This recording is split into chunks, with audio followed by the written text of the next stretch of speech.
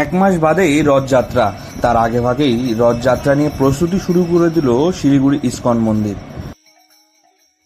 এদিন সকালে ভগবান জগন্নাথ দেব, বলরাম এবং সুভদ্রা দেবীর পুজো করা হয়। এরপরই আজ থেকে শুরু হয়ে যায় রথ তৈরির কাজ। এদিন রথের চাকা থেকে শুরু করে সমস্ত বিষয় খতিয়ে দেখেন মন্দিরের কর্তৃপক্ষ। পাশাপাশি রথ পরিষ্কার পরিচ্ছন্ন ও রং করার কাজও শুরু করা হয়েছে বলে জানা গিয়েছে। এবারে ইসকনের রথে নতুন অভিনবত্ব থাকবে বলে জানা গিয়েছে মন্দির সূত্রে।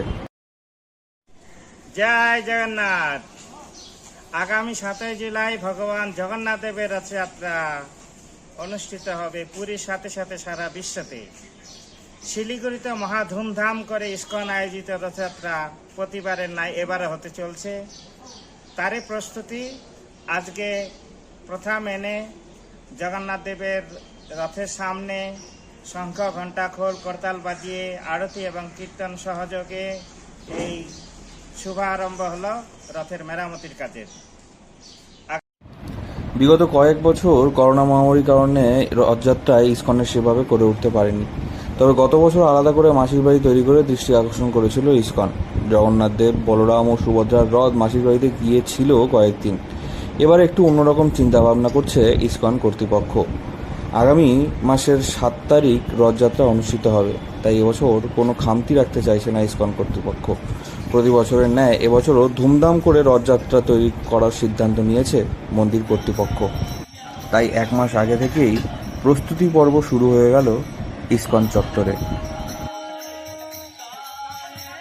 কীর্তন সহযোগে এই শুভারম্ভ হলো রথের মেরামতির কাজের। আগামী 7 জুলাইয়ের প্রস্তুতি মহাতুঙ্গে, কারণ হাতে আর বেশি সময় নেই। আমরা সমস্ত শহরবাসীর কাছে আহ্বান করছি, আপনারা জগন্নাথ দেবের রথযাত্রায় অংশগ্রহণ করবেন। তার আগে 22 তারিখ জগন্নাথ দেবের স্নানযাত্রা উৎসব আছে, সেই অনুষ্ঠানেও আপনারা সকলেই আমন্ত্রিত। হরে কৃষ্ণ।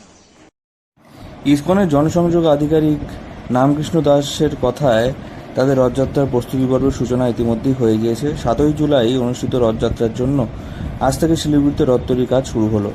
ইসকন মন্দিরে পুরোহিতরা আজ রথযাত্রা নির্মাণ কাজ পূজা অর্চার মাধ্যমে শুরু করলেন। পুজোর পাশাপাশি নারকেল ভেঙে রথ নির্মাণের কাজও শুরু হয়। এছাড়া কীর্তনও হয়। রথের দিন প্রতি বছরের ন্যায় এবছর 3টি রথ বের করা হবে এবং আবার শিলিগুড়িবাসী শহরের রাস্তায় অভিনব রথযাত্রা দেখতে পাবেন। শিলিগুড়ি থেকে অনির্বাণ রায় রিপোর্ট, লোকাল 18 বাংলা।